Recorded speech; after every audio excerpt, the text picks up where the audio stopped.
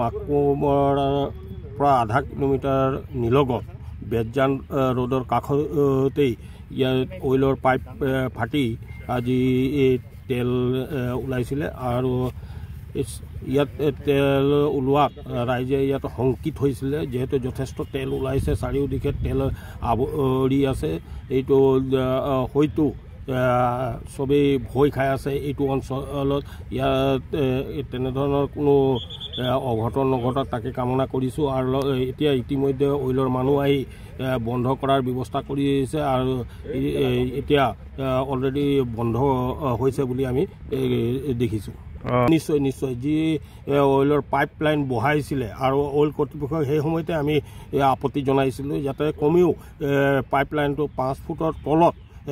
বহোৱাৰ ব্যৱস্থা কৰিব লাগে কিন্তু সেই সময়ত কোনো ধৰণৰ গুৰুত্ব নিদিয়াকৈ যিসকল কণ্ট্ৰেক্টাৰ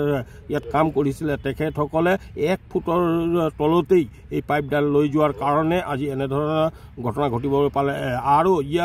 আৰু যথেষ্ট এনেকুৱা পথাৰৰ মাজত জগা আছে য'ত নেকি পাইপটো ওপৰতেই আছে কিন্তু কোনো ধৰণৰ ব্যৱস্থা নাই যে তাত যদি গাড়ী এখনো যায়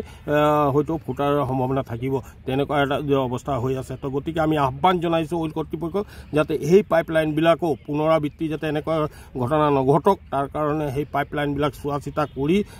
আৰু কমেও 5 ফুটৰ তলত বহোৱাৰ ব্যৱস্থা যাতে কৰে তাকে আমি কামনা কৰিছোঁ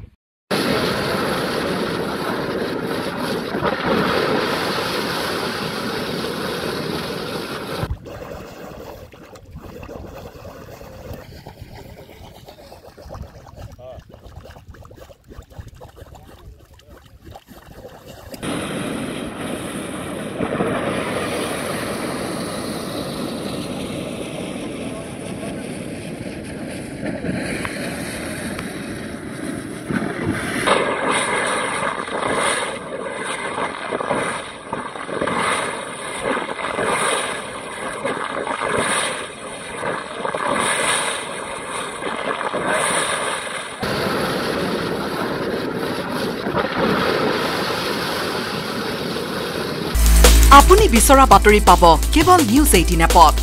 নিউজ 18 এপ ডাউনলোড কৰিবলৈ স্ক্যান কৰক এই QR কোড গুগল প্লে ষ্টৰতো পাব এই নিউজ 18 এপ